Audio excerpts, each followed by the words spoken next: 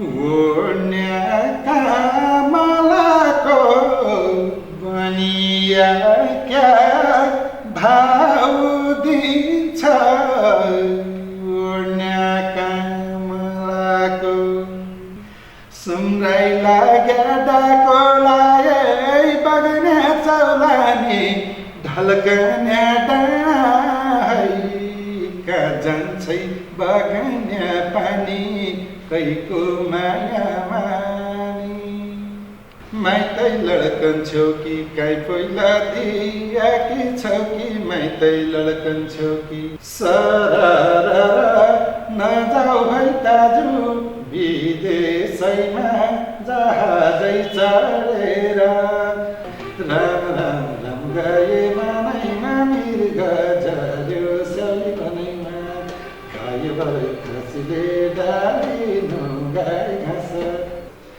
खोली रगतै छ गाई मरे वर्ष दिन भइगयो खोली रगतै छ अझ बगतै छ तुइले के दिन गइग्या मानी अझ बगतै छ। नमस्कार, जाँदा जाँदै युट्युब च्यानलमा यहाँलाई स्वागत छ। आज हामीसँग हुनुहुन्छ राष्ट्रिय लोकदोहोरी गीत प्रतिष्ठान नेपाल सुदूरपश्चिम प्रदेशका उपाध्यक्ष तथा देउडा गायक दीर्घराज फुलाराज्यू। जाँदा जाँदै युट्युब च्यानलमा यहाँलाई स्वागत छ। धन्यवाद। हजुर, सबै आरामै हुनुहुन्छ? ठिक छु हजुर। यहाँलाई सबैभन्दा पहिले सुरुको प्रश्न, कला क्षेत्रमा यहाँले प्रवेश गर्नुभएको कति वर्ष? विगत 2055 सालदेखि अहिलेसम्म मैले सुदूरपश्चिमबाट आफ्नो कला क्षेत्रको यात्रा सुरु गरेको हुँ र निरन्तर रूपमा सुदूरपश्चिमदेखि देशभरि नै यो कला क्षेत्रको रूपमा म निरन्तर अगाडि बढिरहेको छु। अहिलेको समयमा भन्दाखेरिमा राष्ट्रिय लोककथा दोहोरी प्रतिष्ठान नेपाल देशभरिकै कलाकारहरूको एउटा छाता सङ्गठन र त्यो सङ्गठनको सुदूरपश्चिम प्रदेश कमिटीको उपाध्यक्षको रूपमा रहेर अहिले पनि कला र यहाँको संस्कृतिलाई अगाडि बढाउनका लागि म निरन्तर रहेको छु। मल्लजी, यदि पछाडि फर्केर हेर्दाखेरिमा हामीले पछाडि विगतको कुरालाई एकचोटि फर्केर हेर्ने हो भने के रहेछ जीवन भनेको? मलाई लाग्छ जीवन त सबैले भन्ने गर्छन् सङ्घर्षमय हुन्छ। पक्कै पनि जीवन सङ्घर्षमय हुन्छ र कला क्षेत्रको अवस्थामा हेर्ने हो भने हामी जति कला क्षेत्रको अनुसन्धान जति खोज गर्दै जान्छौँ त्यति नै एउटा आफूमा एक प्रकारको प्रेरणा एक प्रकारको हौसला आउँछ होइन। अनि कला क्षेत्रको जीवन भन्नुहुन्छ भने एकदमै रचनात्मक मनोरञ्जनात्मक लाग्छ। कला क्षेत्रबाट अगाडि बढ्नका लागि थुप्रो खालको चुनौतीहरू छ। पहिलो कुरा त यहाँको सामाजिक स्तरले त्यो क्षेत्रलाई हेर्ने दृष्टिकोण, त्यसपछि त्यो सङ्गठनबाट माथि उठ्दै गर्दाखेरि आफ्नो खालको एउटा क्षेत्र मार्केट बनाउने कुराहरूको सङ्घर्ष, समुदायलाई सही संस्कृतिमा डोर्याउनका लागि त्यो सङ्घर्ष, फरक फरक खालका थरीको सङ्घर्ष छन् र जीवन त आफूले जीवनलाई कुन तरिकाले निर्धारण गर्ने, जीवनलाई भनेको मान्छेले आफूले आफ्नो मनभित्रैबाट एउटा हामीले यो मानव टोलालाई सकेसम्म एकदमै उर्वर, एकदमै राम्रो, एकदमै हौसलापूर्ण होइन मान्छेको व्यक्तिको प्रत्येक दिन यसरी बितोस् कि जुन दिन हामी बिहानैदेखि बेलुकासम्म एकदमै सुखको अनुभूति गरौँ, आनन्दको अनुभूति गरौँ र मान्छेको जीवनमा सबैको जीवनमा सङ्घर्ष हुन्छन्, दुःखहरू हुन्छन्, कष्टहरू हुन्छन्, पीडाहरू हुन्छन्, तर यी कुराहरूलाई हामीले यसरी लिनुपर्छ कि यो मानव जीवनमा आउने चुनौतीहरू हुन् भनेर हामीले लिनुपर्छ र हामीले ती कुराहरूलाई यदि सामान्य तरिकाले लिन सक्यौँ भने जीवन एकदमै हर्षोल्लासमय छ भन्ने मलाई लाग्छ। यहाँले सार्वजनिक गर्नुभएका एल्बमहरूमध्ये आज कुनै गीत सुनाउनु पर्यो भने हजुरले कुन गीत सुनाउनुहुन्छ? मैले 55-56 सालदेखि नै जुन सुदूरपश्चिमबाट आफ्नो साङ्गीतिक यात्रा सुरु गरेँ, गीत पनि यस्तो हुँदो रहेछ समकालीन, जुन समयले त्यति बेलाको अवस्थामा एकदमै रोग भोग र शोकग्रस्त बेला थियो। देशमा सशस्त्र द्वन्द्वहरू चर्किएको अवस्था थियो। अनि त्यो अवस्थाका गीत र अहिलेका गीतमा धेरै अन्तर हुन्छ। र त्यति बेला मैले एउटा सुरुमा गरिब परिस्थितिबाट मान्छेले आफ्नो देश आफ्नो मुलुक छोडेर परदेशमा गएर जुन पीडा भोग्नुपर्छ अनि ती कुराहरूलाई समेटेर थुप्रो गीतहरू बनाएको थिएँ। अहिले हाम्रो त्यति बेलामा एल्बममा क्यासेटमा गीत सीमित हुन्थ्यो। तीमध्येका केही गीत अहिले तपाईँको चाहिँ छन् भने केही गीत ती क्यासेटमै सीमित रहे होइन। तर त्यति बेलाको म एउटा छोटो ठाडी भाका दुई टुक्का म सुनाउन चाहन्छु। ओढ्न्याका मालाको बनिया क्या भाउ दिन्छ, ओढ्न्याका मालाको ओढ्न्याका मालाको बनिया क्या भाउ दिन्छ, ओढ्न्याका मेरा दामलाको आज भोला कोही पानी छैन, मेरा दामलाको मेरा दामलाको आज भोला कोही पाना छैन, मेरा बरिकाई भैँसी बान्याई हिउँनाको तु माखुलाउन्याई, बरिखा भैँसी बान्याई बरिकाई भैँसी बान्याई हिउँनाको तु माखुलाउन्याई,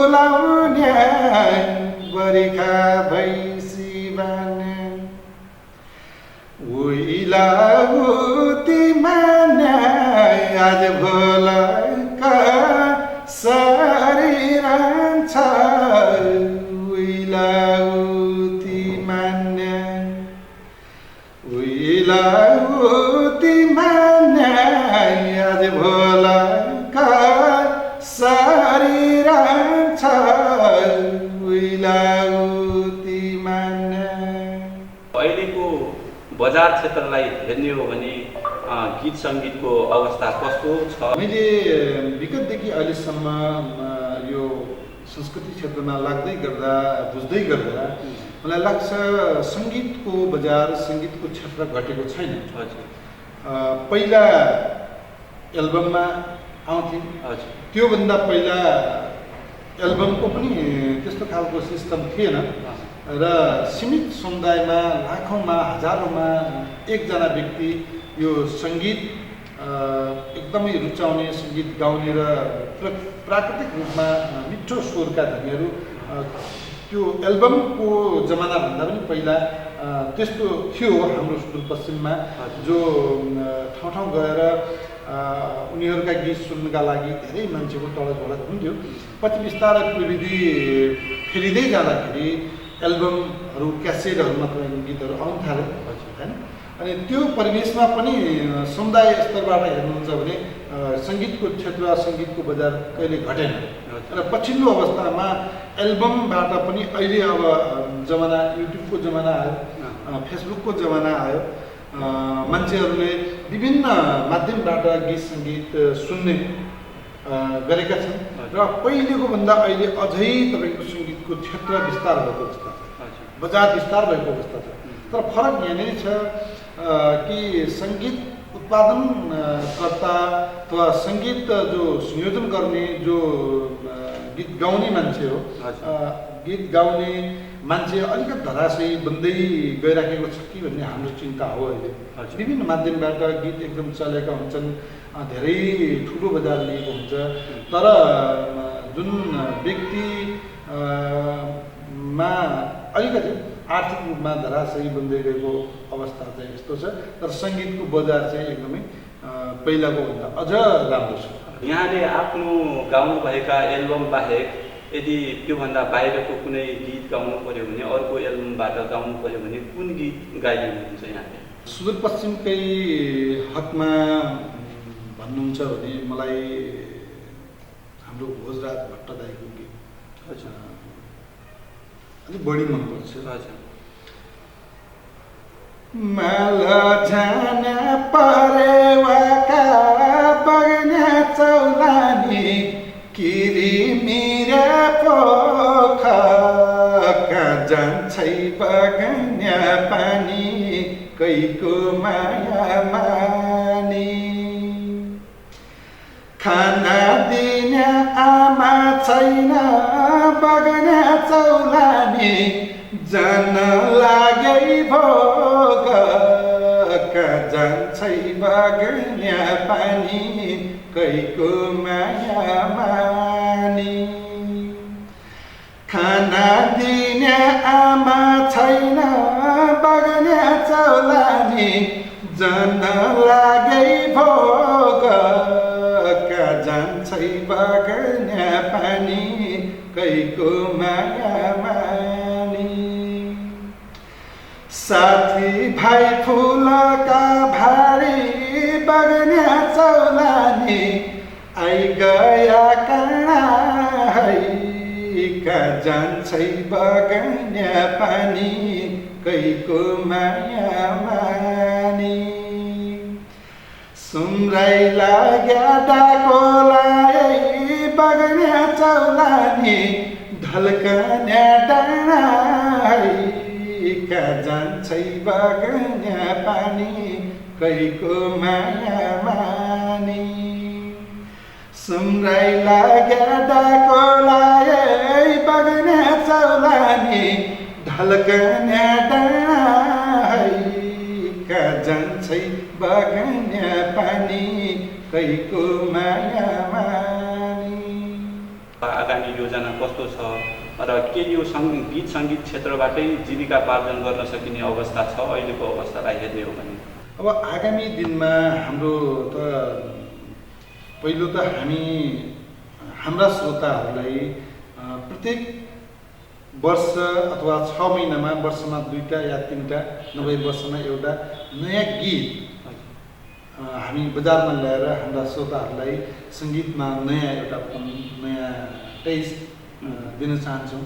र अहिलेको अवस्था हेर्दै जाँदाखेरि सङ्गीतमा अथवा देउडा क्षेत्रमा पुरानो गीतहरू र नयाँ केही फरक टाइपका गीतहरू जुन हाम्रो देउडा बिटभन्दा अलिकति नयाँपनका अहिले पछिल्लो पिँढीका हाम्रा थुप्रै भाइहरूले सङ्गीतमा देउडामा पनि नयाँपन ल्याउनु भएको छ। अलिकति डिजे टाइपमा नाच्ने टाइपमा अहिलेको युवा पिँढीहरूले अलिक त्यतातिर ढलिरहेको अवस्था छ।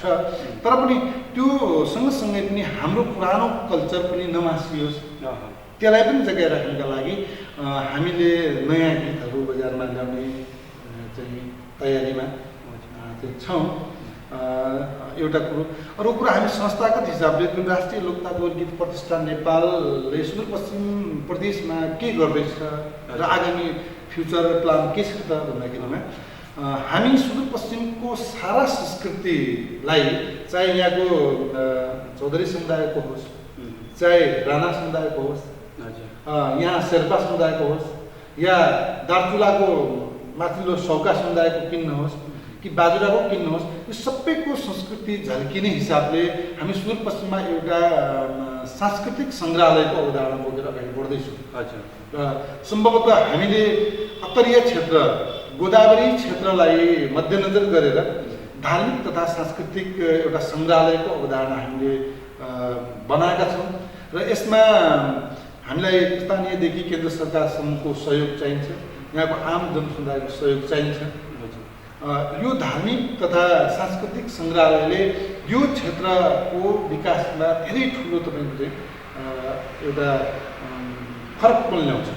दैनिक हजारौँ मान्छे, लाखौँ मान्छे त्यो सङ्ग्रहालयको अवलोकन गर्छ, सँगसँगै हाम्रो नजिकमा गोदावरी जस्तो सुदूरपश्चिमको एउटा ठुलो तीर्थ जुन पौराणिक रूपमै एउटा वर्णित तीर्थस्थल छ र त्यो तीर्थस्थल सँगसँगै हामी धार्मिक सांस्कृतिक रूपले सुदूरपश्चिमलाई अगाडि बढाउने हाम्रो चाहिँ उद्देश्य रहेको छ। यहाँले आफ्ना थुप्रै गीतहरू एल्बम मार्फत पनि प्रकाशित गरिसक्नु भएको छ र अब दोस्रो गीत सुनाउनु पर्यो भने आफ्नोबाट कुन सुनाइदिनुहुन्छ हजुर? 2058 सालमा गाएको केटा र केटीको बिचको एकदमै चर्चित रूपमा रह्यो। त्यति बेलाको प्रविधिले जुन भिडियो बन्यो अनि सामान्य तरिकाले बनेको छ, तर पनि यहाँको टिभी च्यानलहरूमा, युट्युब च्यानलहरूमा, थुप्रो फेसबुक मिडियाहरूमा एकदमै बढी चर्चाको रूपमा गयो। त्यो गीतको 2-4 टुक्का यहाँनिर गर्न चाहन्छु। अनि केटाकेटी बिचको दोहोरी थियो। अनि केटाको तर्फबाट भन्दाखेरि माइतै लडकन छौ कि काहीँ पहिला दियाकी छौ कि माइतै लडकन छौ कि माइतै लडकन छौ कि काहीँ पहिला दियाकी छौ कि माइतै लडकन छौ कि ओडी फरकन छौ कि तानो कि बाबाको चुठो ओडी फरकन छौ कि ओडी फरकन छौ कि तानो कि बाबाको चुठो ओडी फरकन छौ कि। अनि फेरि केटीले फर्काए छनकसा खाइ लाग्या जागया पछाइनै जाना छनकसा खाइ लाग्या छनकसा खाइ लाग्या जागया पछाइनै जाना छनकसा खाइ लाग्या हडै नजाइ लाग्या गाली पाउला विचार गर हडै नजाइ लाग्या हडै नजाइ लाग्या गाली पाउला विचार गर हडै नजाइ लाग्या। फेरि केटाले चाहिँ फर्काउँछ बहुतै दिनो दुःख चढ्या बाली बैसपन बहुतै दिनो दुःख बहुतै दिनो दुःख चढ्या बाली बैसपन बहुतै दिनो दुःख गाली दिन्या मुख कसो रहेछ हेरी हालु गाली दिन्या मुख गाली दिन्या मुख कसो रहेछ हेरी हालु गाली दिन्या मुख। फेरि केटीले भन्छ बाजै रहिगयो सेरी कोही छैन बासमती लाउने बाजै रहिगयो सेरी बाजै रहिगयो सेरी कोही छैन बासमती लाउने बाजै रहिगयो सेरी मेरा मुख हेरी यसै दिन काटना हो कि मेरा मुख हेरी मेरा मुख हेरी राणा दिन काटना हो कि मेरा मुख हेरी। यसरी केटाकेटी बिचको एकदमै ठुट्यौली पाराको गीत चाहिँ थियो। हामीले एकदमै केटा र केटी बिचको एकदमै बिचको दोहोरी गीत रमाइलोपूर्वक सुनाइदिनु भयो र अब सरकारी क्षेत्रबाट यो साङ्गीतिक क्षेत्रका लागि के कस्तो पहल भइरहेको देख्नुहुन्छ हजुरले? अहिलेको जल्दो बल्दो बजारको र आम पब्लिकको चासोको विषय हो। सरकारले प्रत्येक वर्ष सांस्कृतिक क्षेत्रमा सांस्कृतिक प्रवर्धनका लागि भनेर बजेट पनि हुन्छ, त्यो शीर्षक हुन्छ, थुप्रो कुराहरू हुन्छ, तर उक्त बजेट सही ठाउँमा प्रयोग भएको धेरै कम देखिन्छ। वास्तवमा संस्कृति क्षेत्र किन आवश्यक छ भन्दाखेरि म थोरै यहाँनिर प्रसङ्ग जोड्छु। अहिले कुनै पालिका नगरपालिका वडासँग यस्ता कुराहरू गर्दाखेरि उहाँले भौतिक विकास हामीले 1 लाख खर्च गऱ्यो भने यहाँनिर बाटो ग्राभेल हुन्छ, यहाँनिर हुन्छ र भौतिक कुराहरूलाई बढी जोड्नुहुन्छ। तर त्यो भौतिक भन्दा पनि सांस्कृतिक कुराहरू हामी महत्त्वपूर्ण देख्छौँ। किनभने जब एउटा संस्कृतिले मान्छेलाई सही ठाउँमा डोरेको हुन्छ, सही बाटोमा डोरेको हुन्छ, समुदायलाई सही ठाउँमा डोरेको हुन्छ भने तब त्यसपछि मात्रै जब एउटा मान्छे मानसिक रूपले तयार हुन्छ त्यसपछि भौतिक विकास हुन्छ र आफ्नो सनातन संस्कृति, रीतिरिवाज, परम्परा र राम्रा कुराहरूको संरक्षणका लागि सरकारको पहल कदमी अति जरुरी हुन्छ। र अब यो सँगसँगै हामी भौतिक विकास त थुप्रो भएको छ, मान्छेले भौतिक विकास भयो तर त्यही समुदायका मान्छेले त्यो विकास जस्तै कुनै ठाउँमा धारा बनेको छ भने अनि त्यही समुदायको मान्छेले त्यो धारा तोडेको देखिन्छ, पानीका पाइपहरू काटेको देखिन्छ, बाटो भत्काएको देखिन्छ, थुप्रो कुराहरू बनेका संरचनाहरूको सुरक्षा भन्दा पनि तिनीहरूको असुरक्षा बढी हुन्छ।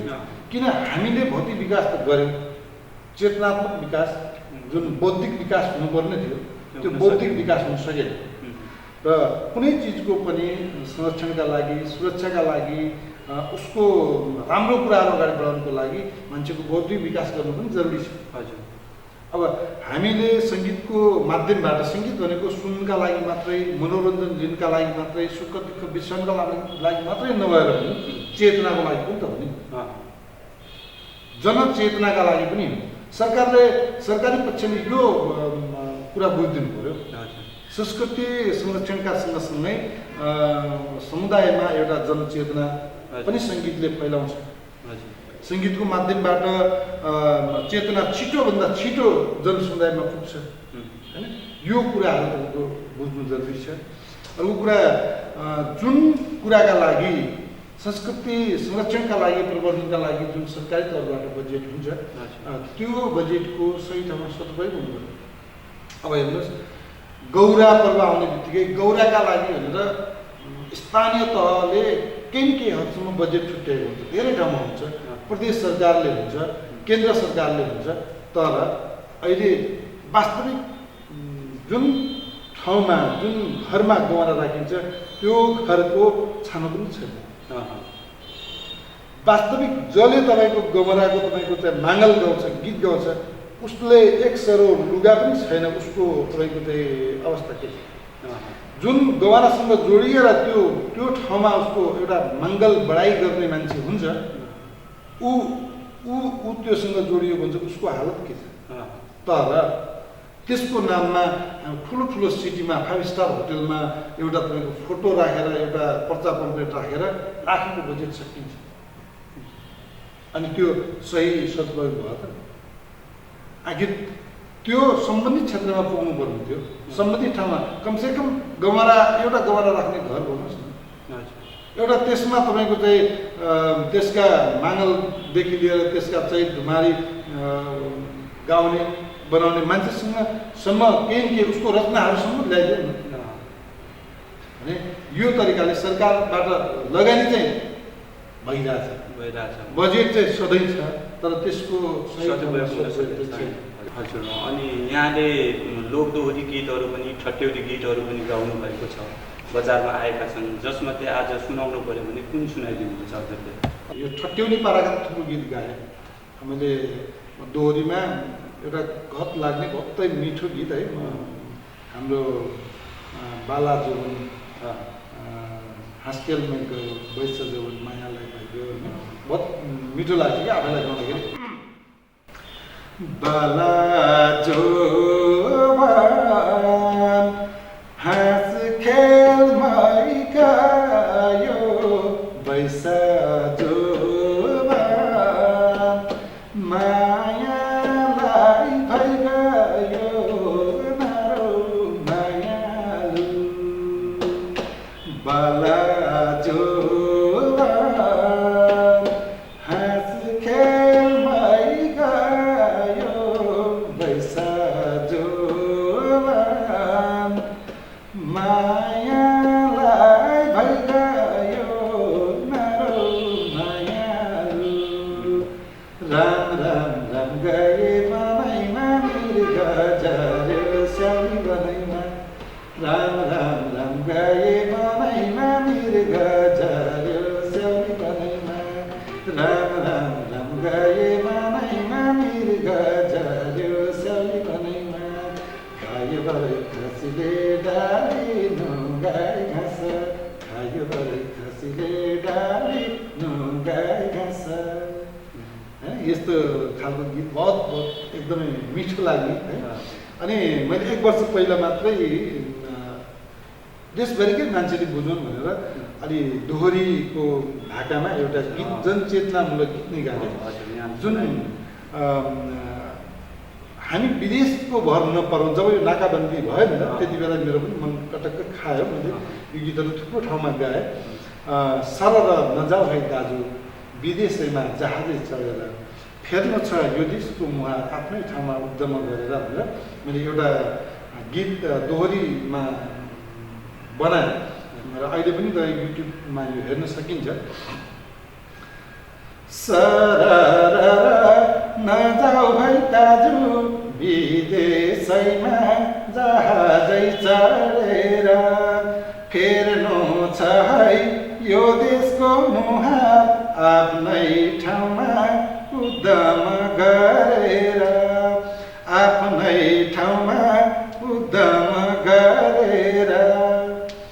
अब विदेश जाने होइन आफ्नै ठाउँमा जाउँ, अब विदेश जाने होइन आफ्नै ठाउँमा जाउँ, दाल तरकारी फलफुल स्वदेशमै उब्जाउँ।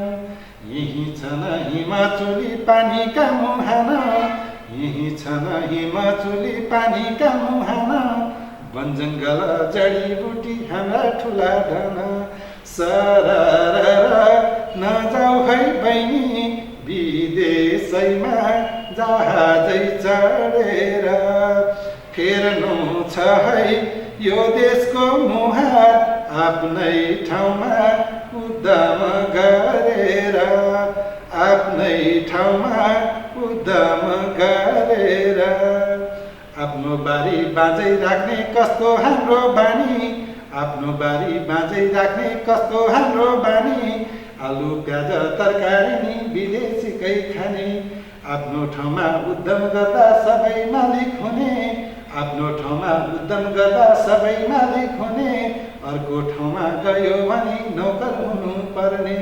सरर नजाऊ है भाइ विदेशैमा जहाजै चढेर, फेर्नु छ है यो देशको मुहार आफ्नै ठाउँमा उद्यम गरेर, आफ्नै ठाउँमा उद्यम गरेर।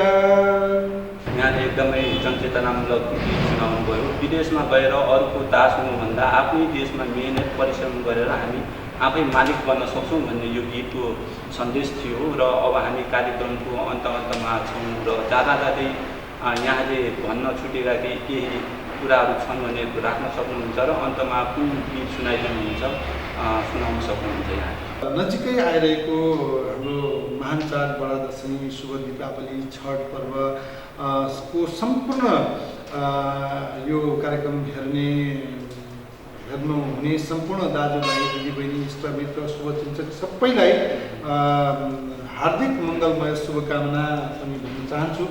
र अब हामी सङ्गीत क्षेत्रमा लागेका मान्छे हामी भावनाले जुट्छौँ। थुप्रो समुदायसँग हामी एउटा भावनात्मक रूपले जुटेका हुन्छौँ। धेरै हाम्रा आदरणीय दर्शक श्रोताले एकदमै माया गर्नुहुन्छ। पछिल्लो अवस्थामा मैले एउटा रेडियोबाट खिचडी कार्यक्रम पनि चलाएको थिएँ होइन। थुप्रो एकदमै लोकप्रिय भएको जनजनमा मनमनमा भिजिएको थियो। म फेरि पनि यस्तो मिडियामा यसो बेला मौकामा चाहिँ आउने गर्छु र सम्भवतः यसरी म एकदमै आफ्नो काममा विभिन्न काममा व्यस्त भएको हुनाले मैले थुप्रो यसरी तपाईँको खासै इन्टरभ्यू दिने, धेरै मिडियाबाजी गर्ने म त्यस्तातिर एकदमै कम हुन्छ। र आज यो संयोग यस्तो जुलाउनु भयो। जति पनि हेर्नुहुन्छ सबैलाई म धेरै धन्यवाद पनि भन्न चाहन्छु। र एकदमै यो गीत सङ्गीतलाई माया गर्ने मित्रहरूले यो क्षेत्रलाई माथि उठाउनका लागि हामीलाई सपोर्ट गर्नुहुनेछ भन्ने म सरकारी गैर सरकारी संस्था व्यक्ति सबैलाई यो क्षेत्र एउटा हाम्रो मनमुटुसँग जोडिएको हुनाले यसलाई माया गरिदिनुहोला, सहयोग समर्थन गरिदिनुहोला भन्न चाहन्छु मल्लजी। र जाँदा जाँदै अब म एउटा लाइभ जोडाको यसो भाका जोड्न चाहन्छु।